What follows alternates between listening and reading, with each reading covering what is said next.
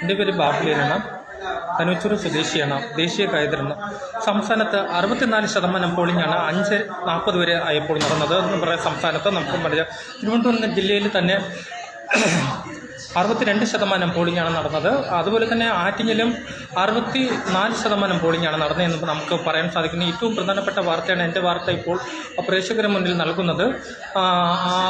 കൊല്ലത്ത് 62% പോളിംഗാണ്, പത്തനംതിട്ടയിൽ 60% പോളിംഗാണ് നടന്നത്, മാവേലിക്കരയിൽ 62% പോളിംഗാണ്, അതുപോലെ 66 ആലപ്പുഴയിലുമാണെന്ന് നമുക്ക് മനസ്സിലാക്കാം. മലപ്പുറത്ത് 64% പോളിംഗിലാണ് നടന്നത്, പാലക്കാടും 64% പോളിംഗാണ്, തൃശ്ശൂരിൽ 66% പോളിംഗാണ് നടന്നതെന്ന് നമുക്ക് മനസ്സിലാവും.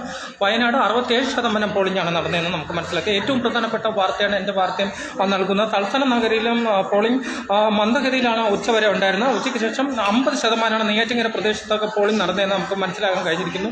പല ബൂത്തുകളും നമ്മൾ കയറിയപ്പോൾ മുന്നേ 50% വരെ ആയിട്ടുള്ളൂ. രാവിലെ മന്ദഗതിയിൽ തന്നെ പോളിംഗ് നടന്നതെന്ന് തന്നെ നമുക്ക് മനസ്സിലാക്കാം. തലസ്ഥാനത്തും ഗ്രാമപ്രദേശത്തും പോളിംഗ് മന്ദഗതിയിൽ തന്നെ നടക്കുന്നു. ആരോടും വോട്ട് ഇടുന്നൊന്നും ചോദിക്കുന്നില്ല. പണ്ട് കാറിലൊക്കെ വോട്ട് ഇടാൻ കൊണ്ടുവരും. ഇപ്പോൾ അതൊന്നും ഇല്ല എന്ന് തന്നെ നമുക്ക് പറയാം. അപ്പോൾ അവരവർ വേണമെങ്കിൽ വന്ന് വോട്ടിടണം പോകണമെന്നാണ് പറയാനുള്ളത്. ഇനി സമയം കുറച്ച് സമയമേ ഉള്ളൂ. 6 മണിയാവാൻ തന്നെ വോട്ടിൻ്റെ അവസാന നിമിഷ സമയത്തിലേക്ക് പോയിക്കൊണ്ടിരിക്കുന്നുണ്ട്. 6 മണി വരെ, 7 മണിക്കാണ് രാവിലെ 7 മണിക്കാണ് വോട്ട് തുടങ്ങിയത്. വൈകുന്നേരം 6 മണി വരെ ബൂത്തിൽ നിൽക്കുന്നവർക്കെല്ലാം വോട്ട് ചെയ്യാം. എത്ര ക്യൂ ആയിരുന്നാലും അത്രയും വോട്ട് ചെയ്തതിനു ശേഷം വോട്ട് അവസാനിക്കുമെന്ന് തന്നെ നമുക്ക് പറയാൻ സാധിക്കുന്നു. ഏറ്റവും പ്രധാനപ്പെട്ട വാർത്തയാണ് തിരുവനന്തപുരത്ത് 62% പോളിംഗാണ് നടന്നതെന്ന് നമുക്ക് പറയാം. പിന്നെ വാർത്തയ്ക്ക് വേണ്ടി തിരുവനന്തപുരത്ത് നിന്നും ബാക്ക് ചെയ്യാൻ